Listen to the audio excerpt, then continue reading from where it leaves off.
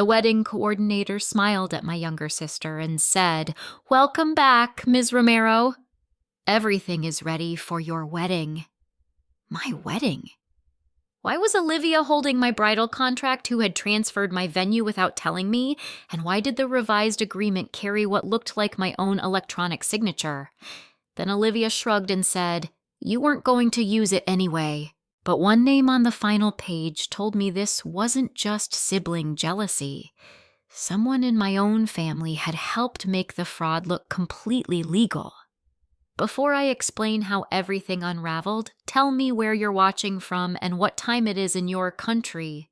And if you enjoy stories about family betrayal, justice, and second chances, I'd love to have you subscribe and follow this journey with me. 6 months before everything fell apart, I thought the hardest part of planning my wedding would be choosing between ivory roses and white peonies. I couldn't have been more wrong. My name is Rose Romero.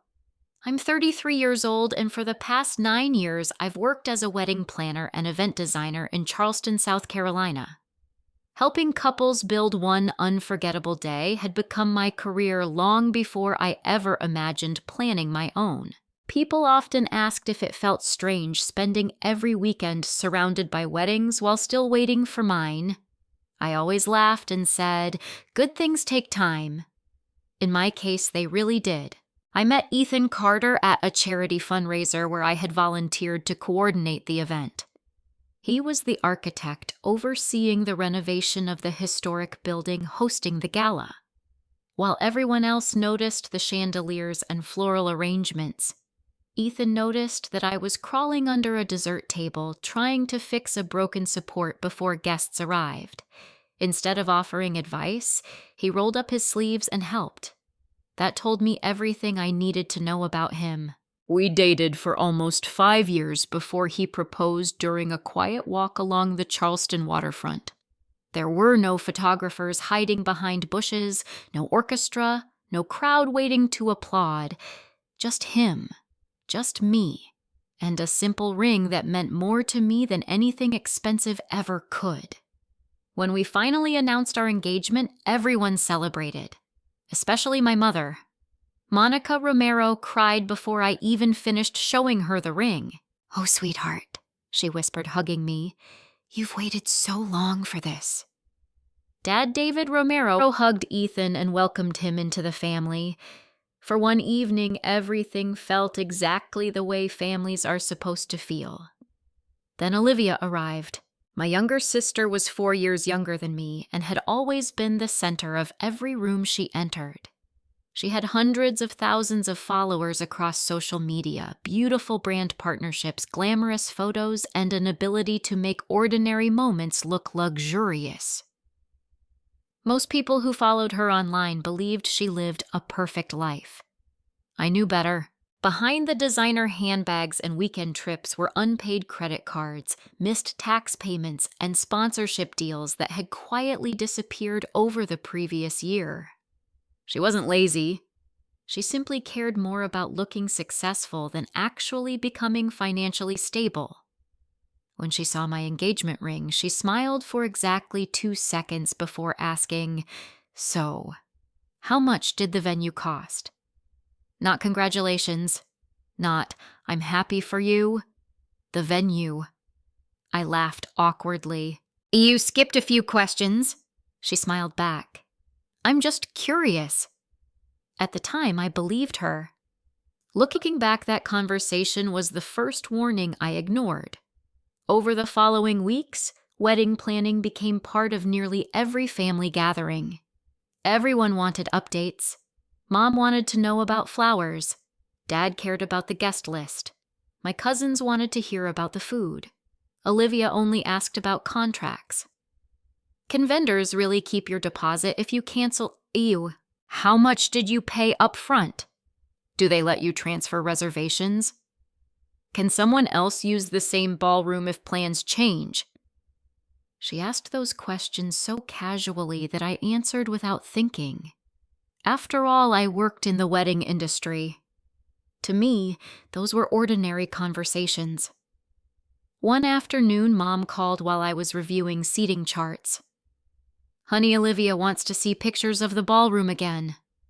I already sent them. She wants to compare them with another venue. No problem. I opened our family group chat and uploaded several photos. Then I attached the digital brochure. Finally, I attached the contract summary, showing the ballroom layout, reservation date, payment schedule, and vendor timeline. Nothing confidential, I thought.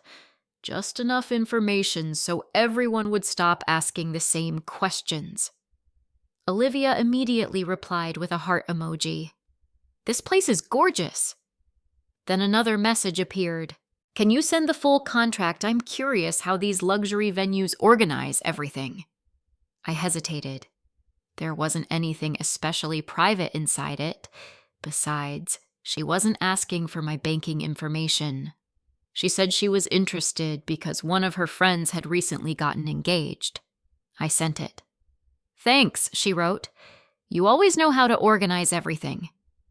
It sounded like a compliment. Today, I hear something completely different when I remember those words. A few days later, Ethan asked whether we should enable extra security on all of our wedding accounts. I smiled. I deal with these venues every week. Nothing like that ever happens. He nodded. If you're comfortable. I was. Maybe too comfortable. About 2 weeks after sending Olivia the contract, I received an automated email with the subject line, Updated Access Authorization. I glanced at it while standing outside a florist's shop. Assuming it was another routine system notification, I archived it without opening the message. I don't know why that memory stayed with me. Maybe because something about the subject line felt slightly unusual. Or maybe because my instincts noticed what my mind refused to accept. Either way, I ignored it. Life continued. Cake tastings, dress fittings, guest confirmations, everything looked perfectly normal. Then during Sunday dinner at my parents' house, Olivia casually asked, So, what happens if someone else needs to contact the venue for you? I looked up. What do you mean? Like if you're traveling or busy. They'd call me. What if someone answered your email instead? I laughed. They couldn't. She smiled. I guess you're right. It was such an ordinary conversation that nobody else at the table even noticed it. Neither did I. Not until months later. Because after I lost my wedding venue, I went back through every email, every text, and every memory. That strange conversation was no longer random. It sounded like someone checking whether her plan still had a weakness. That night, unable to shake the feeling, I searched my inbox for the email I had ignored months earlier. The subject line was still there. Updated access authorization. For the first time, I clicked it. The email had been sitting in my inbox for almost 4 months. I couldn't believe I had ignored it. At first glance, it looked harmless. It came from the venue's automated reservation system and thanked me for reviewing updated account access. I frowned. I had never reviewed anything. The message contained no attachment, just a confirmation that the request had been completed successfully. At the bottom was a sentence I almost overlooked. If you did not authorize this change, please contact us within 7 business days. 7 business days. I was reading it 4 months too late. My stomach tightened. I forwarded the email to myself with a note that simply read, "Check this." Then I drove to the venue the next morning. Amanda Lewis, the venue director, welcomed me with the same warm smile she always had. "Rose, it's good to see you. I have a question about an old email." She invited me into her office and pulled up my client profile. "I received a confirmation about account access," I said. "Can you tell me what changed?" Amanda clicked through several screens. "Looks like there was an authorization update." "What kind of update?" "An additional approved contact was added to your account." I stared at her. "I never added anyone." She looked genuinely confused. "It says the request was verified." "By who?" Amanda turned her monitor slightly so I could see.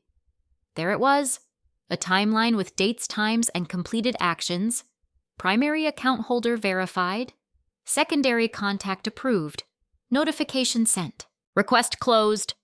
Everything looked routine. Too routine.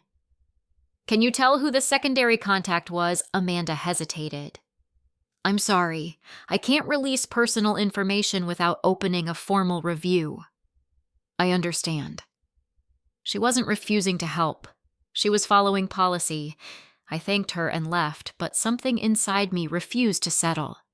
If someone had been added to my account without my knowledge, how had they answered the verification questions? Only a handful of people knew the personal details the venue used for security. Ethan, my parents, Olivia. The thought crossed my mind so quickly that I immediately pushed it away. No, even Olivia wouldn't do that. Would she? That evening, Ethan found me sitting at the dining table surrounded by printed emails.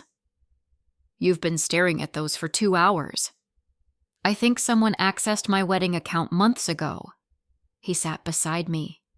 "Do you know who?" "I don't know. You've been helping brides for years. Have you ever seen something like this?" "Almost never." "What usually happens?" "Either someone accidentally gives access to a planner," I stopped, "or someone they trust." Neither of us spoke for several seconds. Finally, Ethan asked quietly, "Do you trust everyone who had access to your information?" I wanted to answer yes. Instead, I said I thought I did. The next few days, I stopped assuming things. I started collecting facts. As a wedding planner, I had learned long ago that panic makes people careless. Evidence requires patience. I downloaded every email the venue had ever sent me. I compared dates. I organized payment receipts. I saved confirmation messages. Then something caught my attention. About 3 months earlier, one of the venue's reminders had been opened twice. The first time from my phone in Charleston, the second time less than 15 minutes later from a device in Atlanta. I had never been in Atlanta that week. I checked my calendar. I had been working an outdoor wedding on Hilton Head Island all weekend, so who had opened my email, I couldn't answer that yet. But I wrote the date down. A pattern was beginning to form. A few evenings later, Ethan and I attended my cousin's engagement party. Olivia arrived almost an hour late, wearing a white designer dress that attracted attention the moment she walked in. She hugged everyone dramatically before sitting beside me. Without warning, she asked, "So, are you excited about your ballroom?" I smiled politely. "Of course. I've been thinking about that place. It's beautiful." "It really is." She stirred her drink before adding, "I walked through it again last month." I looked up. "You did?" She froze for half a second. "Oh," she laughed. "I meant online." But I had seen something. A tiny flash of surprise, the kind people show when they accidentally tell the truth. I didn't challenge her. Instead, I changed the subject. The rest of the evening, she acted perfectly normal. Too normal. When we got home, I wrote another note. Olivia said she visited the ballroom. The following Monday, I called Amanda again. "I have one more question." "Of course." "Has my sister ever visited the property?" Amanda was silent. "I'm not asking for confidential information," I added. "I just need to know if she has ever been there." Amanda chose her words carefully. "I remember meeting your sister once." My pulse quickened. "What was the visit about?" "I honestly assumed she was helping you." "Helping me how?" She asked detailed questions about guest flow decorating restrictions, vendor access. Amanda paused. "The kinds of questions brides usually ask." I thanked her. Then I sat in my car for nearly 10 minutes without starting the engine. Maybe there was an innocent explanation. Maybe Olivia had simply been curious. Maybe, but curiosity didn't explain why she needed access to my account, or why an email had been opened from Atlanta, or why she had lied about visiting the venue. For the first time, I allowed myself to consider the possibility that this wasn't a misunderstanding. Someone was preparing something. I just didn't know what. That Friday, another email arrived from the venue. Normally, I would have skimmed it. This time, I read every single line. Near the bottom was a reminder about an upcoming planning appointment. The attendee list included my name, my fiancé's name, and one more name, Olivia Romero, bride representative. I read it 3 times, convinced I had misunderstood. I hadn't. Someone had officially registered my sister as my representative, and according to the appointment schedule, she had already attended one planning meeting without me. I called the venue before I even backed out of my driveway. Amanda answered on the second ring. "Good morning, Rose. I just received the planning schedule." There was a brief pause. "Yes. It lists Olivia as my bride representative." Amanda sounded surprised. "I assumed you already knew." "I didn't." Silence settled between us. Then she said carefully, "Would you like to come in this afternoon?" "Please." "I'll clear my schedule." By 1 o'clock, I was sitting across from Amanda in her office with my laptop open and a notebook in front of me. She printed the appointment log. "There have been 4 planning meetings since you booked the venue." "I attended 3. "Correct." She pointed to the second meeting. "This one was attended by your authorized representative." "My sister." Amanda nodded. "She introduced herself as your sister and explained you were managing another wedding that day." That part was true. I had been working a ceremony in Savannah. "She said you asked her to review linen samples and guest flow." "I never asked her." Amanda looked genuinely uncomfortable. "I'm so sorry, Rose. This isn't your fault." She slid another document across the desk. "This is the visitor log." Olivia's signature sat neatly on the page.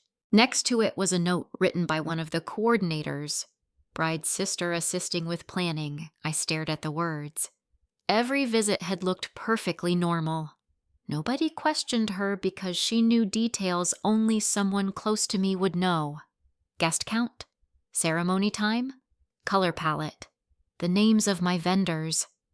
She had blended into the process so naturally that no one suspected anything. Amanda folded her hands. "If I'm being honest, Rose, she seemed very involved." "What do you mean?" She asked intelligent questions.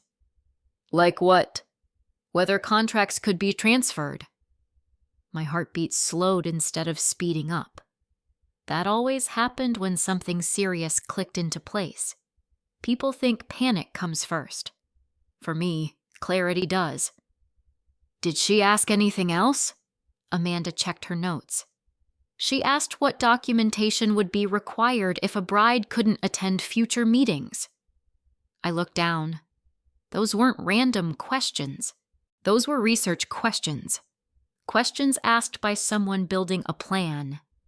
I thanked Amanda and drove straight to my parents' house. Mom was trimming flowers in the backyard. She smiled when she saw me. "What a nice surprise." "I need to ask you something." She immediately sensed my tone. "What happened? Has Olivia ever talked to you about my wedding contract?" Mom hesitated. "A little." "What did she ask?" "Oh, normal things." "Mom," she sighed. She wondered how expensive weddings work. "Anything else?" She asked whether venues usually allow family members to help. I waited. There has to be more. Mom looked away. "A few months ago, she asked if I remembered the answer to one of your security questions." Every muscle in my body tightened. "What security question?" "You know, those silly questions websites ask." "What did she say?" Mom frowned, trying to remember. "Something about your first dance recital." I closed my eyes. "That was one of my account recovery questions." "What did you tell her?" I answered. "Why?" "She said you were locked out of your account while working." My mother suddenly stopped speaking. Her expression changed. She was replaying the conversation in her own head. I thought she was helping you. I never asked her to. Her face slowly lost its color. Oh. Neither of us said anything for several seconds.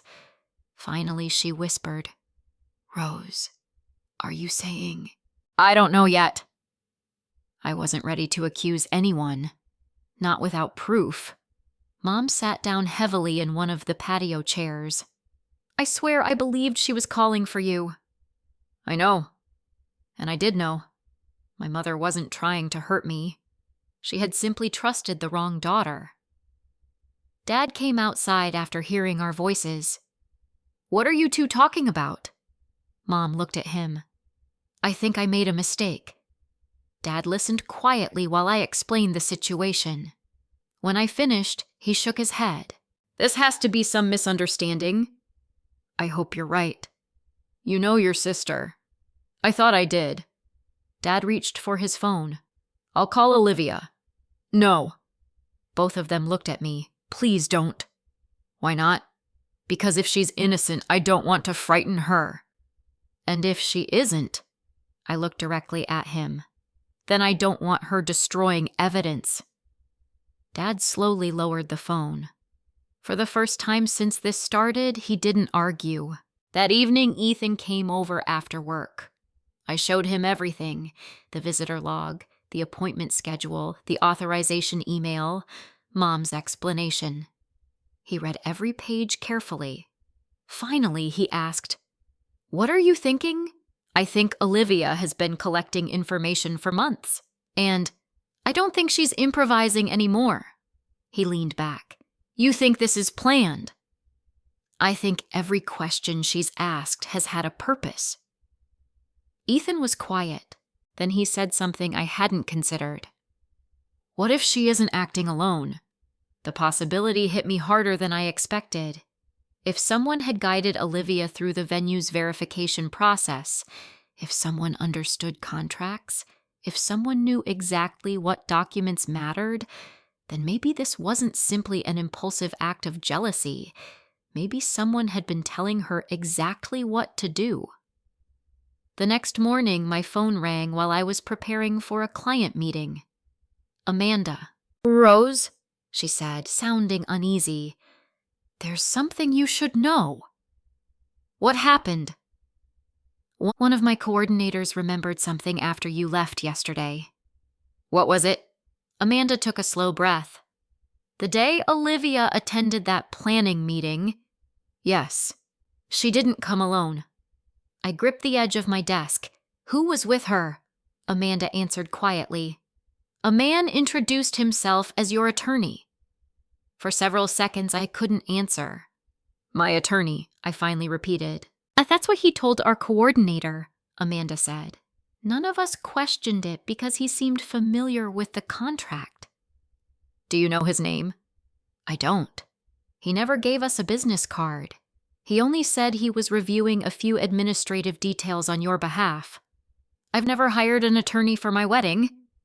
I believe you. Amanda's voice carried genuine concern now, not just professional courtesy. I've already asked our staff to pull every visitor record and security log we still have. Thank you.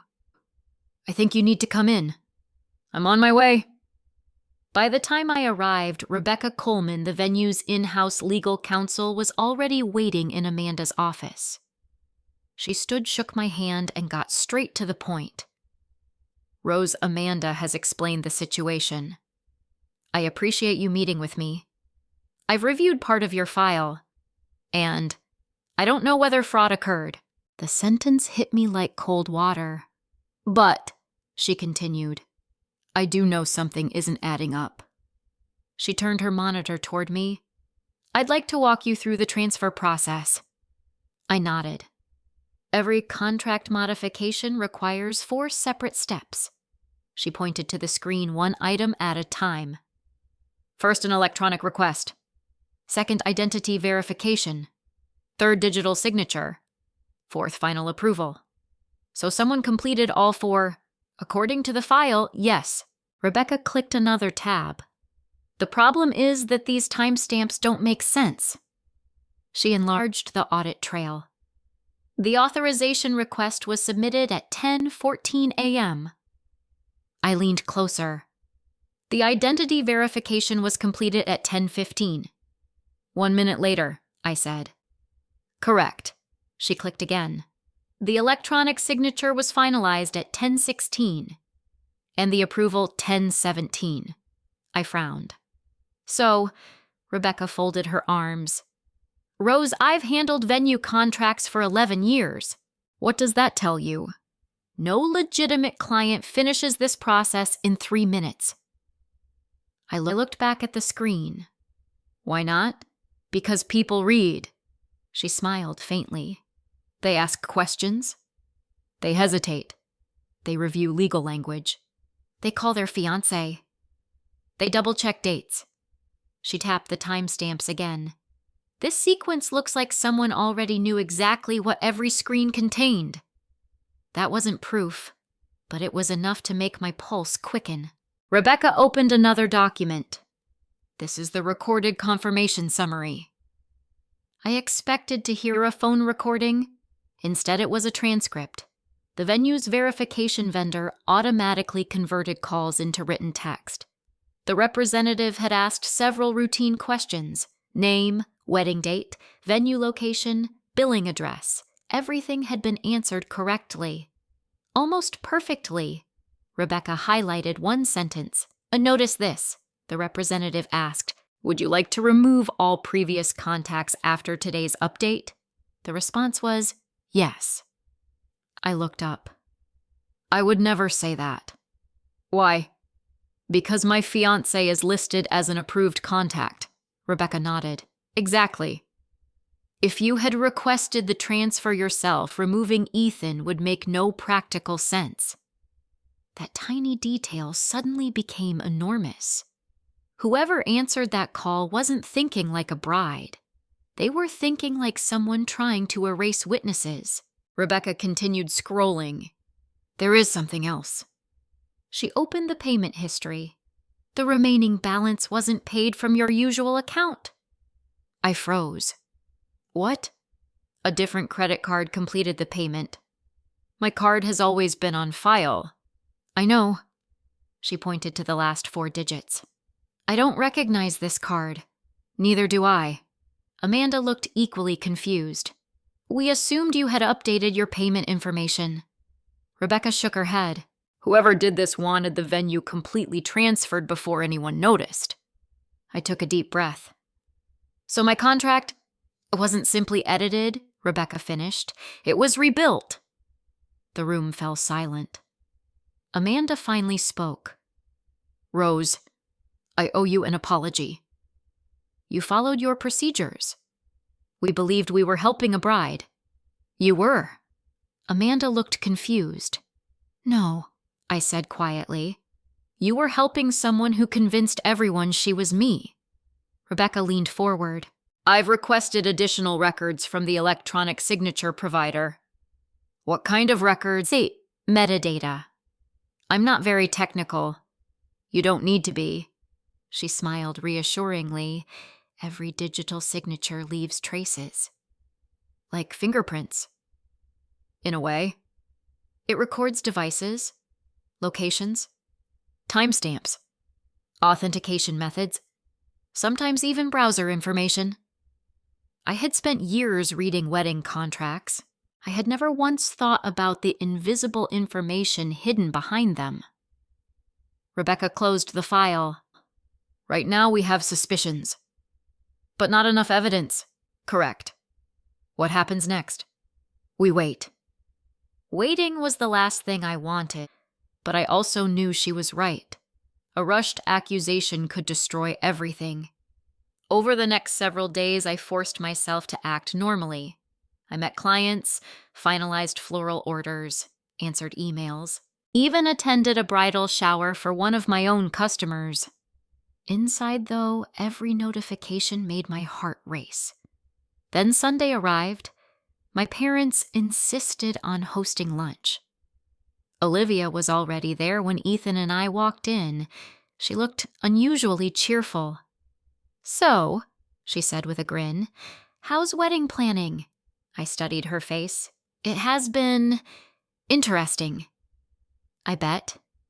She sipped her iced tea. "I've heard venues can get really strict when paperwork isn't handled properly." My eyes met Ethan's. He noticed it too. She wasn't guessing. She knew. The rest of lunch passed with forced smiles and harmless conversation. As we were leaving, Olivia hugged me. She whispered so quietly that no one else could hear. "You should have checked your emails more carefully." Then she smiled at my parents as if nothing had happened. I didn't answer. I simply walked to the car. Ethan closed the driver's door and looked at me. "Did she just say what I think she said?" "Yes." "Why didn't you confront her?" "Because she just admitted something." "Not directly." "She doesn't know that." Before Ethan could respond, my phone vibrated. It was Rebecca. "I've received the metadata from the electronic signature company." I stood perfectly still. "Did you find anything?" There was a brief pause. "Rose. The account wasn't signed from one device. There were two." I pulled the car over before Rebecca finished her sentence. Ethan looked at me. "What happened?" I held up one finger, asking him to wait. "Two devices," I repeated into the phone. "Yes," Rebecca said. "I don't want to discuss the details over the phone. Can you come to my office this afternoon?" We'll be there in 30 minutes. The drive felt much longer than it actually was. Neither Ethan nor I spoke much. We had both reached the same conclusion. If two devices had been involved, then Olivia probably hadn't acted alone.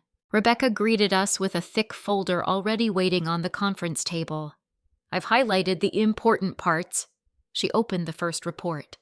"This is the authentication log from the electronic signature provider." Most of it looked like meaningless technical data. IP addresses, device IDs, browser versions, authentication tokens. Rebecca pointed to two entries.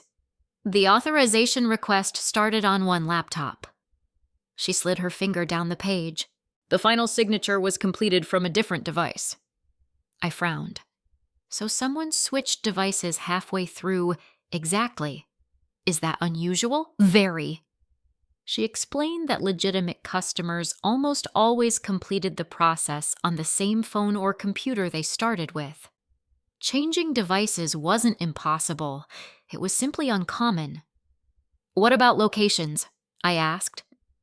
Rebecca opened another page. "The first device connected from Atlanta." Olivia lived in Atlanta. "The second device connected from Charleston." I looked at Ethan. "We were both in Charleston." Rebecca nodded. "Yes, but not at home." I immediately remembered that weekend. Ethan and I had spent nearly the entire Saturday coordinating a destination wedding on Kiowa Island. We hadn't even touched our personal computers. "So whose device was it?" I asked. Rebecca hesitated. "We don't receive names. Only identifiers." She handed me another page. "The provider labels every device with a unique fingerprint." One fingerprint appeared only once. The second appeared dozens of times. Rebecca circled it. "This device had previously logged into your email." I blinked. "My email, yes. How?" "That's the question." A cold memory surfaced. 3 months before Olivia had asked to borrow my laptop. She claimed her own computer had crashed while editing a sponsorship video.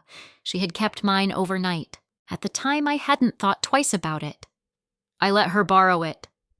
Rebecca looked up. "Your laptop?" "For one night." "Were you logged into your email?" "I probably was." She slowly closed the folder. "That would explain how she gained access." Ethan leaned forward. "Wouldn't she still need Rose's password?" Rebecca nodded. "Normally. But many people save passwords in their browsers." I felt embarrassed. "I did." Rebecca wasn't judgmental. You'd be surprised how common that is. She continued reviewing the records. There's something even more interesting. She pulled out another report from the email provider. The confirmation message wasn't simply opened. It was automatically forwarded. Forwarded where... She read the address aloud. It wasn't Olivia's name. It was a brand new email account created only weeks before the authorization request. No personal name. Just random letters and numbers. So she tried to hide it? Rebecca nodded. Very carefully. But she made one mistake. What mistake? The forwarding rule wasn't deleted. I stared at the report. One forgotten setting. That was all it took. Rebecca smiled for the first time since we'd met. People who commit digital fraud often remember the big steps. They forget the tiny ones. That sentence stayed with me. Because my entire career had been built on tiny details. The placement of a centerpiece. The timing of a processional. The spelling of a guest's name. Sometimes the smallest oversight ruined an entire event. Apparently, it could also expose an entire fraud. Rebecca wasn't finished. I subpoenaed another set of records this morning. What records? The verification call. I thought we already had the transcript. We did. I wanted more. She placed a printed request on the table. The vendor stores technical information about incoming calls. You mean phone numbers, not just numbers. Routing information, connection history, carrier records, sometimes whether a call was forwarded. When will you get those? Probably tomorrow. For the first time in weeks, I felt something I hadn't allowed myself to feel. Hope. Not because I wanted Olivia punished, because I wanted the truth. That evening, Ethan cooked dinner while I sat at the kitchen counter staring at the growing stack of documents. He placed a bowl of pasta in front of me. You haven't eaten all day. I know. You need your strength. I smiled weakly. I've spent years telling brides to expect problems. And now? I never imagined I'd become one of the stories people whisper about. He reached across the table. No. I looked at him. You won't be remembered as the bride who lost her venue. You'll be remembered as the woman who refused to ignore the facts. His confidence steadied me more than he probably realized. The following morning, I arrived at my office early. There was already an envelope waiting under my door. No return address. Inside was a single printed photograph. It showed Olivia standing inside my ballroom. She was smiling at the camera while pointing toward the dance floor. Across the bottom, someone had written in black marker, "She always wanted your life." No signature, no explanation, just those 5 words. I immediately called Rebecca. Someone left something at my office. Don't throw it away. I wasn't planning to. It may have fingerprints.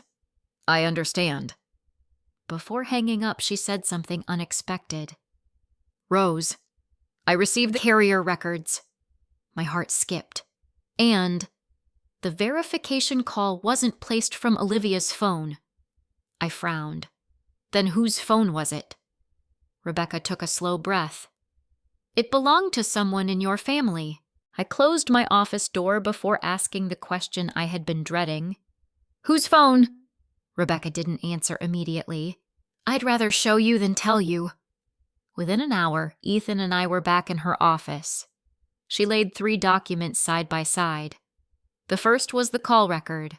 The second was the venue's verification transcript. The third was a carrier report identifying the account owner. Rebecca looked at me. The verification call came from a phone registered to Monica Romero. I stared at the page. My mother. Yes. For a moment, nothing made sense. Mom hated paperwork. She barely knew how electronic signatures worked. She certainly wasn't capable of orchestrating identity fraud. There has to be an explanation, I whispered. I think there is. Rebecca replied calmly. But we need to hear it from her. That evening, Ethan and I drove to my parents' house. Mom answered the door wearing gardening gloves, looking surprised to see us. Rose, is everything okay? Can we talk? She invited us inside without hesitation. Dad looked up from the living room. What happened? I placed the carrier report on the coffee table. Mom, do you remember letting Olivia borrow your phone a few months ago? She frowned. My phone. Please think carefully. She sat quietly for nearly a minute, then her expression changed. Oh, Dad noticed it too. What? It was around Easter. She looked at me. Olivia said her battery had died. She asked to use my phone because she needed to make a quick business call. How long did she have it? I don't know. Maybe 15, 20 minutes. Did she leave the room? Mom nodded slowly. She said she needed privacy because it involved a sponsorship contract. Rebecca had been right. There was an explanation, just not the one I wanted. I asked another question. Did she ever ask you to verify anything while she had your phone? Mom shook her head. No. Then she stopped. Wait. She covered her mouth. There was one thing. Dad leaned forward. What? She handed the phone back and said someone from a wedding company might call. What exactly did she say? I asked. Mom closed her eyes, trying to remember. She said, if someone asks whether you're helping with Rose's wedding, just say yes. The room became completely silent. Mom looked horrified. I thought she meant flowers. Her voice broke. I never imagined. I moved closer and took her hand. This isn't your fault. Tears filled her eyes, but I answered. I remember now. The woman on the phone asked if I was assisting with wedding arrangements. What did you say? I said yes. That's all. Rebecca had already explained that the verification vendor often used simple confirmation questions when an approved family member was listed as an emergency contact. Mom hadn't approved a contract. She had unknowingly confirmed that the caller had legitimate family involvement. Olivia had manipulated the process without ever telling her the truth. Dad stood and began pacing. I can't believe this. He looked toward the hallway. She used your mother. No, I corrected quietly. She used all of us. Dad picked up his phone. I'm calling Olivia. This time I didn't stop him. He put the call on speaker. She answered after 3 rings. Hey, Dad. We need to talk. Can it wait? I'm in the middle of something. No. There was a pause. What's going on? Dad didn't raise his voice. When you borrowed your mother's phone in April, the line went silent. What exactly were you doing? Olivia laughed. I don't even remember borrowing her phone. Mom leaned toward the speaker. You did. You said your battery died. Another pause. Oh, that. I probably needed to answer an email. Dad continued. Did you use your mother's phone during anything related to Rose's wedding? Her answer came almost too quickly. No. Rebecca, who had quietly joined us after work at my request, looked at me but said nothing. She didn't need to. People telling the truth usually answered the question that was asked. Olivia was answering the safest version of it. Dad tried once more. Are you sure? I'm positive. Then Olivia sighed dramatically. I don't understand why everyone suddenly treats me like a criminal. Nobody had used that word. Not once. After we ended the call, Rebecca quietly spoke. That was interesting. What do you mean? Dad asked. She denied using the phone for the wedding. Rebecca pointed at the carrier report. But she never denied using the phone. The distinction was subtle, important. Rebecca packed her files into her briefcase. I've also been speaking with several of your vendors. I looked up. My vendors? Yes. Florist. Lighting company. Catering. What did they say? They all remember Olivia. My chest tightened. Doing what? Introducing herself as your sister. Claiming she was helping coordinate details. Most of them thought she was perfectly pleasant. Rebecca pulled out one final folder. The florist kept unusually detailed notes. She handed me a copy. According to the appointment record, Olivia had asked whether invoices could be redirected to a different email to reduce stress for the bride. The florist had refused because only the contracting client could approve billing changes. A handwritten note at the bottom caught my attention. Client's sister appeared disappointed after request was denied. Rebecca looked directly at me. Rose, this wasn't a single mistake. It was a pattern. Every vendor had experienced a slightly different version of the same request. A small change, a harmless update, an innocent favor. Most had refused. One hadn't. The venue. As we finished reviewing the documents, Rebecca's phone vibrated. She glanced at the screen, then looked back at me. I've just received another email. From who? The venue's cybersecurity consultant. What did they find? Rebecca slowly turned the laptop toward me. They recovered deleted emails from the venue's archive. My heartbeat quickened. Do they matter? Rebecca nodded. One of them was sent directly to Olivia. And it wasn't sent by you. Rebecca didn't open the email immediately. Instead, she looked at me across the conference table. I want to prepare you before you read this. Why? Because it changes the direction of the case. I felt my stomach tighten again. Until that moment, we had been trying to prove Olivia had manipulated the venue. Now Rebecca was telling me something bigger had surfaced. She clicked the recovered message. The email had originally been deleted from the venue's archived correspondence after the reservation was transferred. Fortunately, the cybersecurity consultant had recovered it during a routine forensic search. The sender was Amanda Lewis. The recipient was Olivia Romero. The subject line read, "Additional documentation required before transfer approval." I looked at Amanda. You emailed her? Amanda nodded immediately. Yes. Why? Because she represented herself as your authorized contact. I believed I was speaking to someone acting on your behalf. I read the email carefully. Amanda had asked Olivia to provide one final document before the venue could approve any contract transfer. Without it, the request would be rejected. I looked up. What document? Rebecca slid another page toward me. The bride's ownership certification. I had never paid much attention to that form when I signed my original contract. Rebecca explained why it mattered.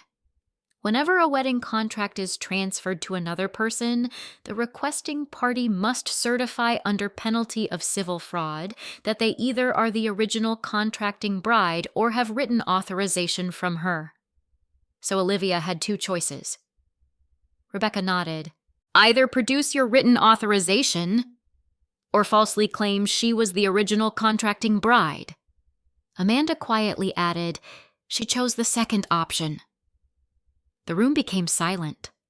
Rebecca opened the scanned document. There it was, Olivia's signature, her full legal name, directly beneath a statement that read, I certify that I am the original contracting client, or that I possess legal written authorization from the original client. I understand that providing false information may result in cancellation of this agreement and civil liability. I read the paragraph twice, then a third time. I never gave her written authorization. We know, Rebecca said, and she certainly wasn't the original contracting client. No, for the first time since this nightmare had begun, I saw a path that didn't depend on assumptions. This wasn't about suspicious timing, or strange emails, or borrowed phones. It was a document containing an objectively false legal certification. Rebecca leaned back. This is why I asked you not to confront Olivia. If she had known this document existed, she might have tried to claim someone else filled it out. Amanda nodded. But she submitted it through her own authenticated account, along with copies of her driver's license. I blinked. My driver's license wasn't used. No. She used her own. That made no sense. Why would she do that? Rebecca answered calmly. Because she believed the venue already accepted her story. She wasn't hiding who she was. She was pretending she had the legal right to replace you. The arrogance of it almost shocked me more than the fraud itself. Olivia hadn't tried to become me. She had convinced herself she no longer needed to. Rebecca continued. I also spoke with the other vendors. What did you learn? Most refused every request she made. The florist, the caterer, the lighting company, the rental company. They all insisted only the contracting client could authorize changes. So the venue was the only one that relied on the certification she submitted. Amanda lowered her head. We should have verified it more carefully. Rebecca stopped her. You followed the policy that existed. Amanda looked miserable. It wasn't good enough. No, it wasn't. A week later, Rebecca formally filed a civil lawsuit seeking damages for fraud, misrepresentation, and interference with contract. She intentionally kept the complaint factual, no dramatic accusations, no emotional language. Every claim was supported by a document. Every timeline matched a record. Every statement had evidence attached. When Olivia was served with the lawsuit, she called me 11 times in one afternoon. I answered the 12th. Rose, she sounded furious. You sued me. I filed a civil claim. Over a venue? It's not about the venue. Oh, please. You've always been dramatic. I stayed quiet. She continued. I never stole anything. You signed a certification stating you were the original contracting bride. I had permission. From who? Silence. Then she laughed. You know what? This is exactly why nobody likes dealing with lawyers. I asked one final question.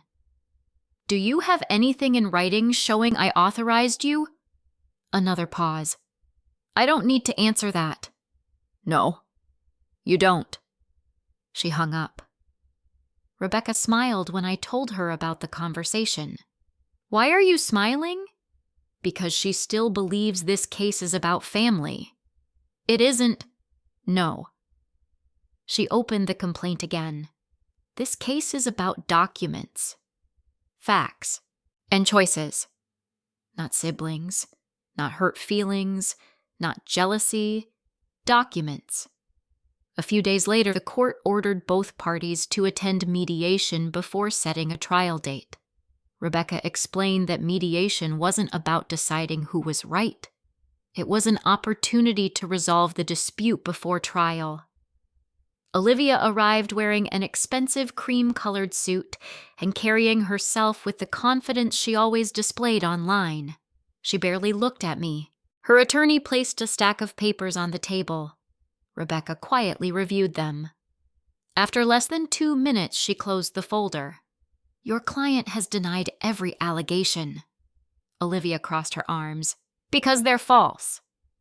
Rebecca simply nodded. Very well. She opened her own briefcase.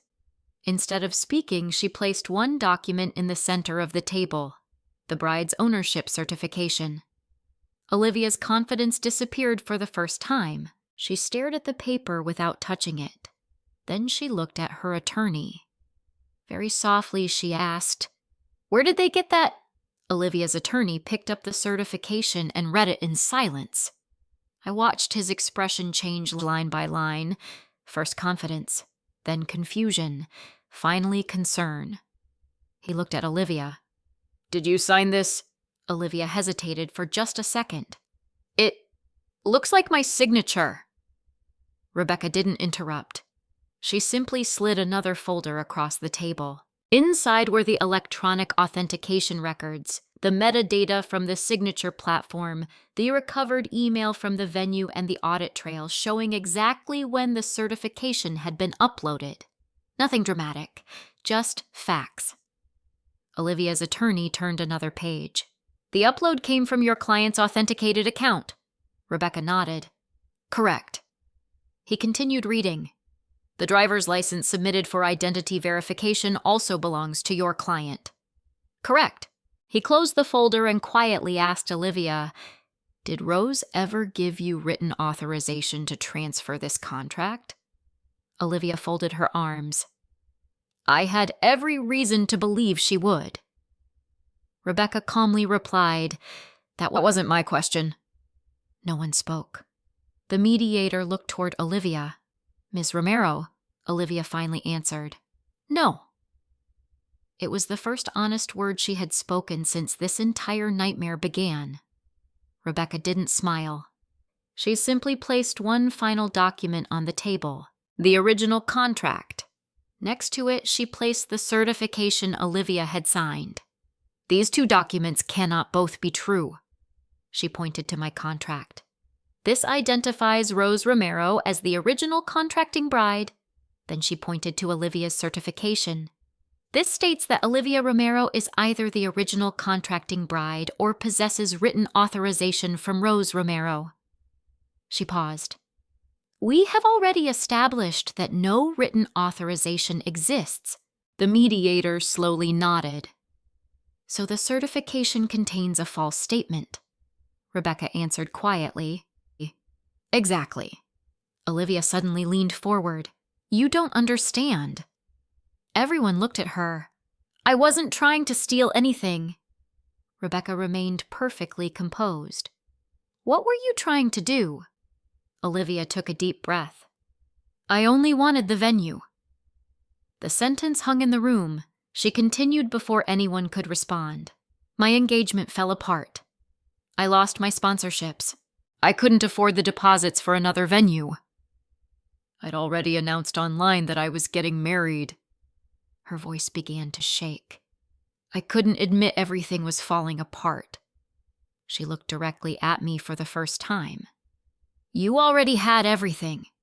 The career, the fiancé, the perfect wedding. She stopped. Rebecca gently asked, "So you decided to take your sister's—" Tears filled Olivia's eyes. "I thought I could fix everything before anyone found out." She wasn't crying because she regretted the fraud. She was crying because it had failed. Even then, I felt more sadness than anger. She had spent years measuring her worth against other people's lives. Eventually, she decided mine should become hers. The mediation ended without an agreement. Rebecca wasn't surprised.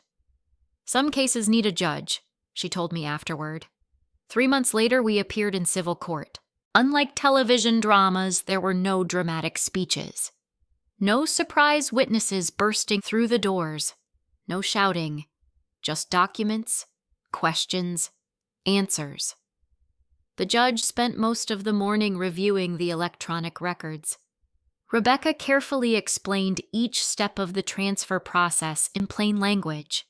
She showed how Olivia had gained access to my email, how she attended planning meetings pretending to represent me, how she submitted the bride's ownership certification, and how she falsely declared she possessed legal authority she never had. Olivia's attorney argued that the venue should have performed better verification. Rebecca agreed. "They should have." The judge looked up. "But does that excuse a knowingly false certification?" "No, Your Honor." The defense had no good answer. When Olivia testified, she admitted she believed I would eventually understand. The judge asked one question I will never forget. "Ms. Romero, if your sister would have agreed, why didn't you simply ask her?" Olivia lowered her eyes. "I knew she'd say no." The courtroom became very quiet. That single answer explained everything. This had never been a misunderstanding. She had known exactly where my boundary was. She had simply decided it didn't matter.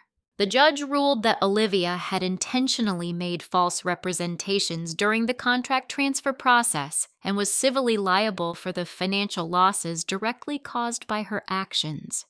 She was ordered to compensate me for the lost deposits, additional wedding planning expenses, legal costs allowed by the court, and other recoverable damages under state law. The venue was not found to have acted fraudulently, but the judge strongly criticized its verification procedures and noted that relying solely on a signed certification without additional confirmation had contributed to the dispute. After the hearing, Amanda approached me in the courthouse hallway. "I owe you another apology." "You've apologized enough. We've changed our entire transfer policy." She handed me a brochure. Every contract transfer would now require a live video identity verification with the original contracting client before approval. "I wish we'd had this policy sooner," she said quietly. "So do I." As Ethan and I walked toward the parking garage, someone called my name. I turned around. Olivia was standing alone. For the first time in months, there were no cameras, no followers, no carefully rehearsed smile. Just my little sister. "I only want 5 minutes," she said softly. I looked at Ethan. He squeezed my hand and nodded. "I'll wait by the car." I walked a few steps toward Olivia. She held something in her hands, a plain white envelope. "I found something," she whispered. "It belongs to you." The envelope looked ordinary. No writing, no stamp. Just a plain white envelope that had clearly been opened and sealed again more than once. Olivia held it out with both hands. "I've been carrying this around for weeks." I didn't reach for it immediately. "What is it?" She swallowed. "Something I should have given you a long time ago." After everything that had happened, trust no longer came naturally. I took the envelope but didn't open it. Instead, I looked at her. "What do you want from me, Olivia?" She didn't answer right away. For the first time in years, she wasn't trying to sound confident. She simply looked tired. "I don't expect forgiveness." "Good," I said honestly, "because I'm not ready to give it." She nodded. "I know." We stood in silence while people walked past us outside the courthouse. Finally, she spoke. "When my engagement ended, I couldn't accept it. I had already posted pictures. I'd already told everyone the wedding was happening. I kept thinking if I could just hold everything together long enough, I'd find a way out." She gave a bitter laugh. "But social media doesn't let you admit you're falling apart." I didn't interrupt. "I watched your life," she continued. "You had the career everyone respected. You and Ethan actually trusted each other. You built something real." She looked down at the pavement. "I spent so many years pretending I was successful that I forgot how to actually become successful." There it was. Not an excuse. Not a justification. Just an honest admission. "I told myself I wasn't stealing your wedding. I convinced myself I was borrowing an opportunity.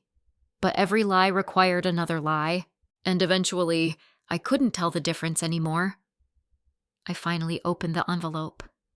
Inside were several printed screenshots.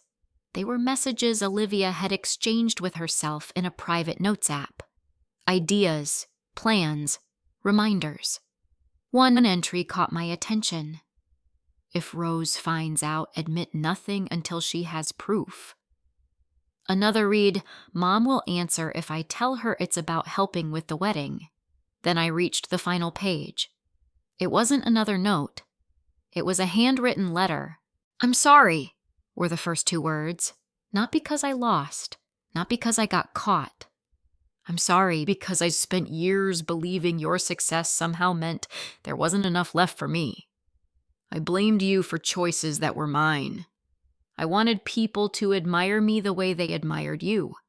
Instead of building my own life, I tried to step into yours. If you never forgive me, I'll understand." I folded the letter carefully. "I appreciate your honesty." She nodded. I know it doesn't erase anything. No, it doesn't. Another silence settled between us. Then she asked the question I had expected since the lawsuit began. Can we ever be sisters again? I answered as gently as I could. We'll always be sisters. But we won't have the same relationship. She closed her eyes for a moment. I deserve that. This isn't about punishment. It's about trust. You broke it. And rebuilding trust takes much longer than writing an apology. A tear rolled down her cheek. I know. I walked back toward Ethan. Olivia didn't try to stop me. She understood that this conversation wasn't the beginning of reconciliation. It was simply the end of pretending. 4 months later, Ethan and I were married in the courtyard of a historic garden in Charleston. It wasn't the original venue. Ironically, it turned out even better. The ceremony was smaller. Only our closest family and friends attended. The people sitting in those chairs weren't there because they shared our last name.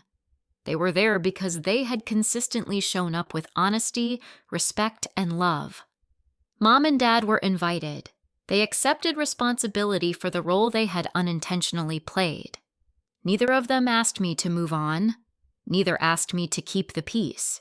Instead, they apologized without expecting anything in return. That mattered. Olivia wasn't invited, not because I wanted revenge, because the consequences of broken trust don't disappear simply because someone finally admits the truth. Several months after the wedding, Amanda invited me to speak with her management team. The venue had completely redesigned its security procedures. Every contract transfer now required a live video verification with the original contracting client. A second written confirmation sent to the original email address. A mandatory 24-hour waiting period before any transfer became effective. Amanda smiled. You helped us protect future couples. I hadn't expected that. Some of the most meaningful victories don't come from winning a lawsuit. They come from making sure the same mistake hurts fewer people in the future. As for my business, I quietly updated every client agreement. I added stronger identity verification procedures. I taught my couples how to protect their contracts' passwords and personal information. Whenever someone asked why I was so particular about documentation, I smiled and simply said, because trust deserves good records. Looking back now, I don't think my greatest victory was recovering financial damages. It wasn't the court's decision. It wasn't watching Olivia admit the truth. My greatest victory was realizing that healthy boundaries are not acts of revenge. They are acts of self-respect. I no longer confuse guilt with kindness. I no longer believe that loving someone means giving them unlimited access to my life. Family can make painful mistakes. Some relationships can heal. Others can only survive from a respectful distance. Learning the difference gave me a peace I had never known before, and that peace has been worth far more than any wedding venue ever could. For a long time, I believed that protecting my family meant saying yes, staying quiet, and giving people another chance before they had earned it. What I eventually learned is that kindness without boundaries often invites more harm, especially when someone mistakes your compassion for permission. If you've ever been manipulated by someone you loved, I hope this story reminds you that seeking justice is not the same as seeking revenge. Justice is about truth, accountability, and protecting yourself. Revenge tries to hurt someone back. Healthy boundaries simply decide who is allowed access to your trust. Forgiveness, when it comes, is a personal choice. But forgiveness does not require restoring the same relationship or pretending the damage never happened. Sometimes the healthiest way to love someone is from a distance where honesty, respect, and accountability are no longer optional. If this story resonated with you, I'd love to hear your thoughts. Have you ever had to choose between protecting your peace and keeping your family happy? Share your experience in the comments. Your story may encourage someone else who is facing a similar struggle. And if you enjoy thoughtful stories about family resilience and quiet justice, consider subscribing for more. This is a fictional story created for entertainment, education, and reflection.